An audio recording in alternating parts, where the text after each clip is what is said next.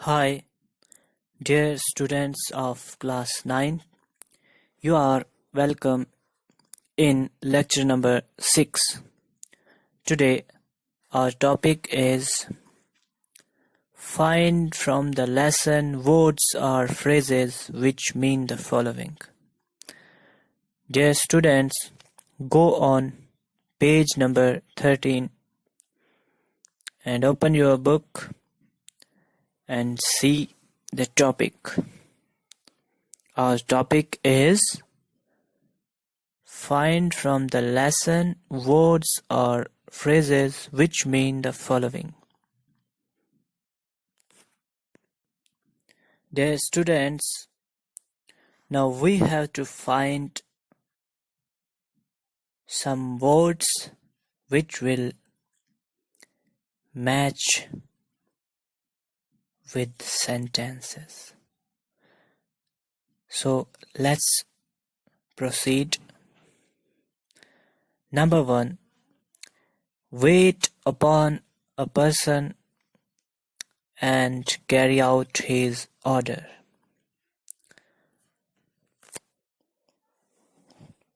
Let me make it clear to you.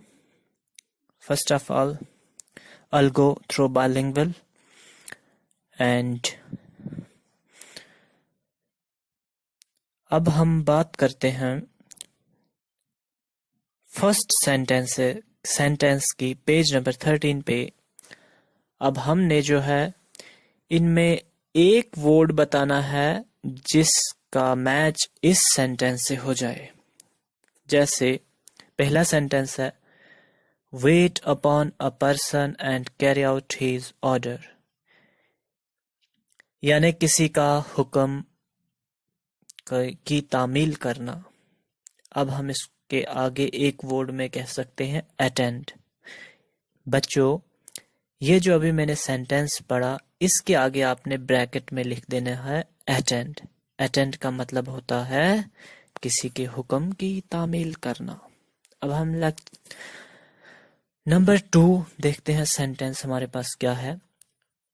To talk together about something, consider a question और problem carefully.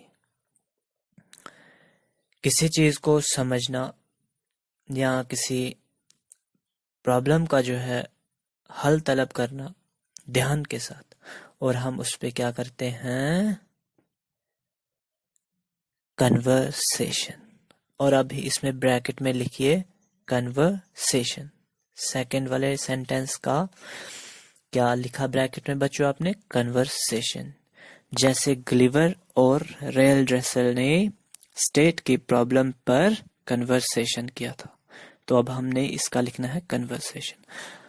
Number 3 a difficult question a matter that needs a solution, यानी कोई difficult question होता है उसका हमें जरूरत होता है सॉल्यूशन. तो इसको ब्रैकेट में लिखिए बच्चों प्रॉब्लम, यानी किसी क्वेश्चन जो हमें सख्त क्वेश्चन हो तो हमारे पास समझो क्वेश्चन एक प्रॉब्लम की तरह होता है, हमें उसकी सॉल्यूशन ढूंढना होता है. और थर्ड सेंटेंस के आगे ब्रैकेट में लिखिए प्रॉब्लम. और फोर्थ सेंटेंस की बात करें लाइक समथिंग बेटर, यानी किसी चीज को आप पसंद करते हो. अब हम इसको कहेंगे प्रेफर. सेंटेंस के आगे ब्रैकेट में लिखिए प्रेफर, यानी किसी चीज को तरजीह देना. अब सेक्शन फर्स्ट पैरा 1 पे आता है एक, इसी पेज नंबर 13 पे से समथिंग मोर, यानी कुछ चीज डिटेल में बताना. उसको हम क्या करते हैं ऐड.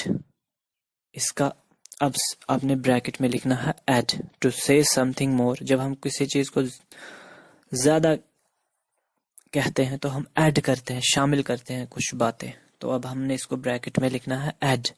से समथिंग मोर, इसका ब्रैकेट में लिखिए बच्चों ऐड. अब इसके बाद आता है बिकॉज ऑफ, इसके आगे ब्रैकेट में लिखिए ऑन अकाउंट ऑफ.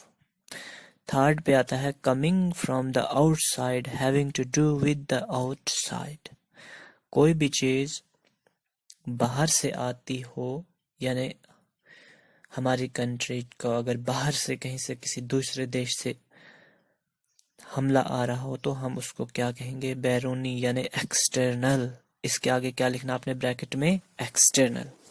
अब नीचे वाले सेंटेंस में चलिए, सेपरेट इनटू ग्रुप्स और पार्टीज कट इनटू पार्ट्स, यानी अब लिलिपुट और विल्फ्रिस्को के जो लोग थे वो डिवाइड थे इनटू टू पॉलिटिकल पार्टीज। अब हमने इस सेपरेट इनटू ग्रुप्स और parties cut into two parts, हमें इसमें आपने ब्रैकेट में लिखना है divide into.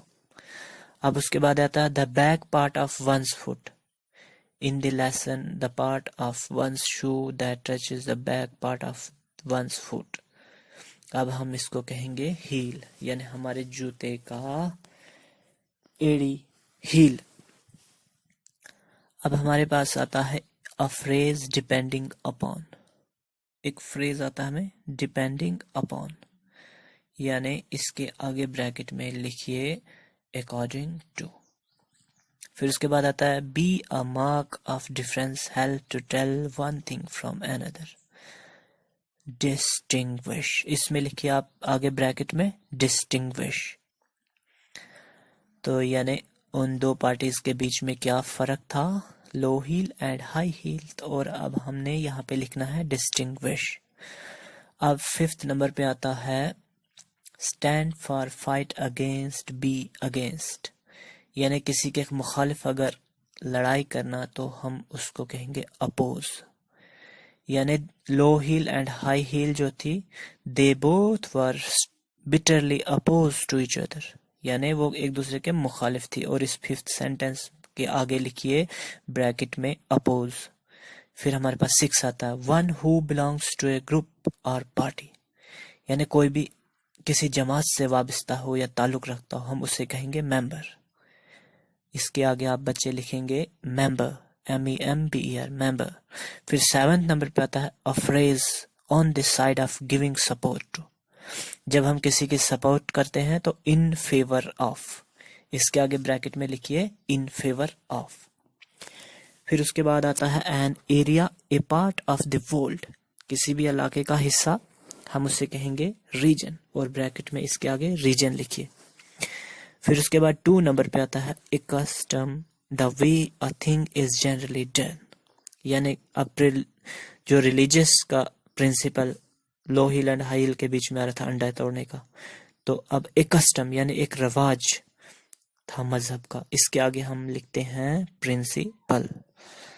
Principal make known to the public, यानी लोगों को आगाह करना किसी चीज से, जैसे अखबार में कोई खबर शाया होती है। अब हम इसको लिखेंगे पब्लिश। फिर उसके बाद command people do not do something, तो इसके आगे बच्चों ब्रैकेट में लिखिए prohibited.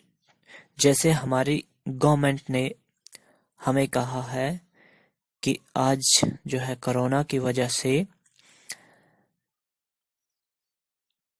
nobody is supposed to come out of house, तो अब हम इस यानी हमें मना किया गया है। ऐसे ही हम आज हमें अब प्रोहिबिटेड है बाहर निकलना। अब command people not to do something, इसके आगे बच्चों लिखो प्रोहिबिट। 5th में आता है take part in other people's affair and cause them difficulty, यानी हम किसी के मसले में मुदाखलत करते हैं, तो इसके आगे लिखिए बच्चे इंटरफेयर। फिर से that a person has done wrong accuse, यानी किसी चीज ने कोई गलत काम किया है तो हम उसे चार्ज लगाते हैं, यानी हम उसको अक्यूज ठहराते हैं, तो इसके ब्रैकेट में लिखिए चार्ज। फिर 7th में था गिव हेल्प और गिव एनकरेज और हेल्प, इसको हम लिखते हैं आगे लिखिए बच्चों एनकरेज, यानी हौसला अफजाई करना। किसी को अगर हम दिलासा देते हैं तो हम उसकी क्या करते हैं? हौसला अफजाई, इसको ब्रैकेट में लिखिए एनकरेज। फिर 8वें नंबर पे आता है ब्रिंग न्यूज कम एंड से, यानी कहीं से कोई न्यूज लाते हैं तो उसे हम कहते हैं रिपोर्ट। फिर आता है बच्चों उसके बाद 14 नंबर पेज पे कीप अवे फ्रॉम, यानी किसी चीज से दूर रहना तो हम अवॉइड करते हैं। अब इसके आगे लिखिए अवॉइड। फिर उसके बाद नंबर 2 आता है a truth a rule for example of religion, यानी मजहब की अगर हम बात करें तो यहाँ सच्चाई, सच क्या है और रूल क्या है। और हर एक मजहब का अपना अपना रूल होता है, अपने अपने कानून कायदे होते हैं। तो इसके ब्रैकेट में लिखिए प्रिंसिपल, PRINCIPLE। ठीक, तो प्यारे बच्चों उम्मीद करता हूँ आपको समझ आ चुकी होगी। और कल के लिए हमारा टॉपिक होगा ग्लिवर इन लिलीपुट सेकंड। तो प्यारे बच्चों आप भी इस चैप्टर को अपनी तरफ से पढ़िए। तो जहाँ पे कोई प्रॉब्लम होगी तो कल मैं आपको लेक्चर डिलीवर करूँगा और उसमें आपके तमाम प्रॉब्लम जो है सॉल्व हो जाएंगे। तो उम्मीद करता हूँ कि आपको ये चीज़ समझ आ चुकी होगी। Thank you.